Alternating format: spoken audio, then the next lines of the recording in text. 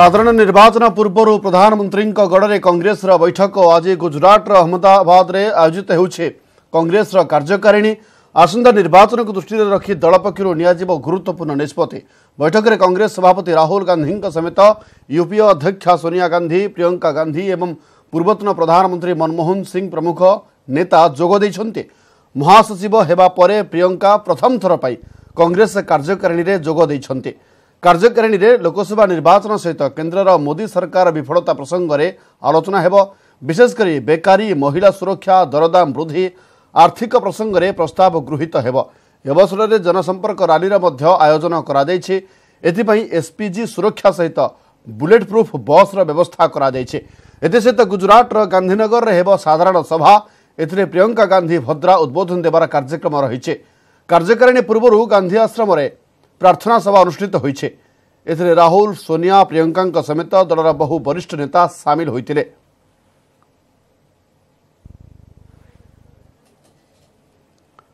आपण देखि परछुंती सीधा सड़क चित्र अहमदाबाद रे कांग्रेस कार्यकारिणी चित्र आपण देखि परछुंती। बहु हेवीवेट नेता जोग दैछन्ती। एवं यदि कहिबा ताहले मोदी गढ़ रे कांग्रेस रणहुंकार दैछि। यदि कहिबा वर्तमान चित्र जहाँ आपण देखुछन्ती राहुल गांधी उपस्थित अछन्ती, पूर्वतन प्रधानमंत्री मनमोहन सिंह।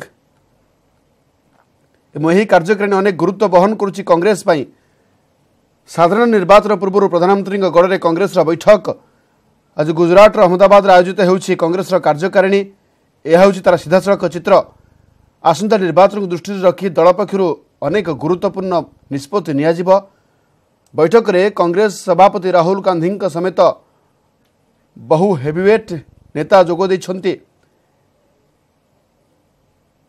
महासचिव हेबा परे प्रियंका प्रथम थर पाई कांग्रेस कार्यकारिणी रे जोग दैछन्ती। कार्यकारिणी रे लोकसभा निर्वाचन सहित केन्द्र मोदी सरकार विफलता प्रसंग में मध्य आलोचना चली। विशेषकर बेकारी समस्या, महिला सुरक्षा, दरदाम वृद्धि एवं आर्थिक प्रसंग में मध्य प्रस्ताव गृहीत हेब। गांधी की धरती पर वर्किंग कमेटी होना महत्व रखता है, क्योंकि जिस प्रकार देश के हालात बन गए हैं मोदी जी के राज के अंदर, किसी को उम्मीद नहीं थी कि ऐसा भय का, आतंक का माहौल बनेगा, अविश्वास का माहौल बनेगा। और ये धरती वो है जहाँ अहिंसा का मैसेज हुआ है पूरी दुनिया को। तो हम उम्मीद करते हैं कि आज की वर्किंग कमेटी का जो संदेश जाएगा पूरे देश के अंदर कि राहुल गांधी जो हमारे माननीय अध्यक्ष हैं कांग्रेस के, वो चाहते हैं कि हमारा किसी से अदावत नहीं है, कोई पार्टी से ना किसी से कोई हमारी दुश्मनी है। संघर्ष है प्रिंसिपल पॉलिसी प्रोग्राम का, देश के लिए कौन क्या करना चाहता है, उसके आधार पर राजनीति होनी चाहिए, उसके आधार पर कैंपेन होना चाहिए, उसके आधार पर चुनाव होने चाहिए। बजाय इसके कि आप ध्यान डाइवर्ट करो, भावात्मक मुद्दे लो, राष्ट्रवाद की बात करो। कोई राष्ट्रवादी, सभी राष्ट्रवादी है देश के अंदर, पर जो इस प्रकार की राजनीति धर्म के नाम पर कर रहे हैं, राष्ट्रवाद के नाम पे कर रहे हैं, उससे कोई लोकतंत्र में जो एक संदेश जाना चाहिए कि आप चाहते क्या हो, उसकी बजाय आप ध्यान डाइवर्ट करके भावात्मक मुद्दे लेके चुनाव जीतना चाहते हैं। तो देश की जनता समझ चुकी है आपकी चालों को। आपने खूब जुमले बोल लिए, इसलिए मैंने कहा पिछले चुनाव जो हुए थे 13-14 में, उसमें मोदी जी जो बोलते थे वो भाषण सुन ले कोई, तो फिर कांग्रेस को कैंपेन करने की जरूरत नहीं पड़ेगी, मैं कह सकता हूँ। आज हमारे कांग्रेस की वर्किंग कमेटी की मीटिंग है, बहुत महत्वपूर्ण है और कई दशकों के बाद गुजरात में पूरे देश भर के कांग्रेस नेता यहाँ पर उपस्थित रहेंगे। मुझे पूरा विश्वास है कि आज जो हमारा रेजोल्यूशन पास होगा, जो संकल्प हम लोग लेंगे, उसका जनता में व्यापक असर पड़ेगा। अभी जो चुनाव की घोषणा हो चुकी है, जो भय और आतंक भाजपा की सरकार ने कायम किया पूरे देश भर में, उससे लोग अब संभल गए हैं। और मुझे लगता है कि जो मूलभूत मुद्दे हैं, किसानों के, नौजवानों के, महंगाई के, बेरोजगारी के, उन मुद्दों पर जनता सरकार से जवाब मांगेगी। जिस तरह 3 राज्यों में कांग्रेस पार्टी जीती है, मध्य प्रदेश में, छत्तीसगढ़, राजस्थान के अंदर, वो आने वाले समय का संकेत है।